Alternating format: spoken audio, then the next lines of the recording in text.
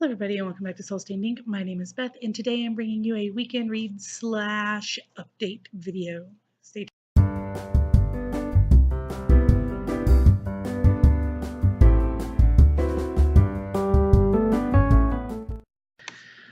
First of all, as you have hopefully already seen, Jillian Greystoke and I did a collaboration tag, which was the Buffy the Vampire Slayer tag. There are a bunch of questions, and we had a lot of fun filming our segments. She edited everything. It turned out really well.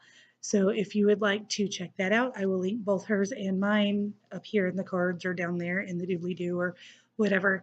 If you enjoy Buffy or you just want to see us have a lot of fun and be sarcastic, you should check those out. Okay, guys, so most of what I've read in the past week has been with my daughter. We've been to the library twice. Both times she's gotten 7 or 8 books and a movie. So, yeah, as you can imagine, there has been a lot of early reading going on in this household. We have read 5 or 6 Fancy Nancy books. These are by Jane O'Connor, pictures based on the art of Robin Price Glasser, and I like these books. She loves these books. She gives them all 4 or 5 stars. So, we've done a lot of reading of those. We also read Disney's Alice in Wonderland. She did not like this book. She gave it a 2 star, but she does want to watch the movie. She just didn't like the way it was written. And honestly, Alice in Wonderland is one of my favorite books ever, and I felt the same way. We also have The Most Magnificent Thing. Ashley Spires wrote and illustrated this, and it's a lot of fun. It's about this little girl who is an inventor, and she gets really frustrated because the things she's inventing just are not turning out like she wants. But then she kind of takes a break, takes a deep breath, goes back to it, realizes her mistakes, and fixes it. So Elena liked that one, gave it a 3 star, and I really enjoyed it as well. And then Mary Had a Little Glam by Tammy Sayre and illustrated by Vanessa Brantley Newton was a lot of fun. Mary she loves to accessorize, and she goes to school at Mother Goose Elementary and accessorizes all of her new friends. But then recess rolls around and she shows them that it's okay to take off your accessories and go play in the mud. And we really enjoyed that. Elena gave it a 5 star. She likes being a girly girl and a tomboy all at the same time. So that was a great story for her to read. And she was also really impressed by the diversity, which I thought was funny um, that my 4-year-old was pointing that out. But she said she thought it was really nice that the book had a lot of different colors in it for the people. So that was a lot of fun to hear her talk about that and realize that she is already thinking along those lines, which is interesting, I think. I finished Kate DiCamillo's The Illuminated Adventures of Flora and Ulysses, illustrated by K.G. Campbell. This is an upper children's chapter book, and it was good, but I gave it 3 stars because there are some problematic relationships in here that really drove me crazy. For instance, Flora and her new friend are like insta love, and it's just really weird for me because she's complaining about him constantly.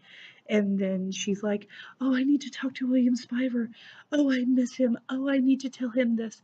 And they've known each other for like 8 hours. It's ridiculous. And William Spiver is just an annoying character. He's just an annoying little boy. And then both of her parents are crazy. Her dad has clearly had some sort of psychotic break. And every time he walks into a room, he introduces himself, even though he knows, like, the people know who he is. And her mom is a romance writer who is the villain of the story, basically. And she is just all sorts of badness, all sorts of bad tropes about authors thrown in together. And it repeatedly talks about how she's this romance author and she's terrible and blah, blah, blah. And I did not like that. But overall, the story itself was cute, and I gave it 3 stars. I then DNF'd 2 books, but they are not for the reasons that you would think they were for. So I DNF'd Terry Pratchett's Going Postal just because it's towards the end of the Discworld series, and I read the first few pages, and I'm definitely interested in the Discworld series. I've heard a lot of great things. The writing is phenomenal, but I was already getting a little confused with some references just within the first few pages. And a lot of people have been telling me that I definitely need to start towards the beginning of the series, even though you can read them out of order. So I think I'm just going to go back and try to find the first book and read them in order and do it that way. But it's the same reason I've DNF'd Batman and Robin, Batman versus Robin. This came out in 2010, and I thought it was Batman and Robin, and it is, but this is Dick Grayson, and that is Damian, Bruce Wayne's wayward son.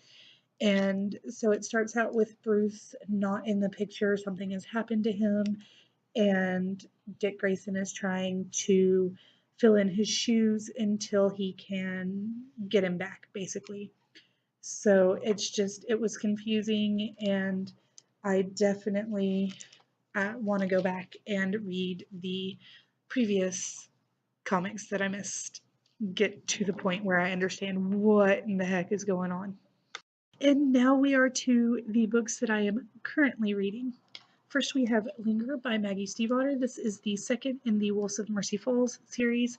I read Shiver, which is the first book in the series, a couple of months ago, and I enjoyed it. Gave it like a 3.5 to 4 star, but I didn't feel compelled at the end of that book to continue on. Then I saw this sitting on the shelf, and I was like, yeah, I could do that. I could read more, find out what happened, but it's just slow going. I'm on page 52 and I still don't care. So I'm going to give it another couple of chapters, and then if I'm not invested in them by page 100, I'm just done. I'm not going to continue reading 365 pages just because I read the first book in the series. So I'm going to DNF it if by page 100 I'm not that into it. The next book I'm working on still is Curse of Crow Hollow by Billy Coffey. This one is just slow going because of the narration style in this book. So I'm reading about a chapter a day and then moving on to the other things that I've got from like the library. I'm enjoying the story and I'm looking forward to finding out what else happens, but it is just kind of a slow burn deal. I'm also continuing George R.R. Martin's A Feast for Crows. I am on page 537, so I'm rolling right along. I am enjoying it still. I love it. I am going to bring my dad the first season of the show. I've already given my grandma the first book, and I'm just going to push it like it was pushed on me. But I am so glad that I was hounded until I picked up these books because I am enjoying it. And you know who you are if you are watching this video. I love you for so many reasons, but this is definitely one of them. And then the final book that that I'm reading, is The Scandalous Sisterhood of Prickwillow Place by Julie Berry. This is about a group of girls who are at kind of a boarding school, boarding house for young ladies, and their mistress dies. She's murdered, her brother is murdered, and they are trying to kind of cover it up and not be taken away from each other and not be put back in their homes, but also trying to figure out what happened. And I'm just really enjoying this. That's all I've got for you guys today. I hope that you have enjoyed this video. Please don't forget to like, comment, and subscribe. I will see you again soon. And until next time, read something good and write something better.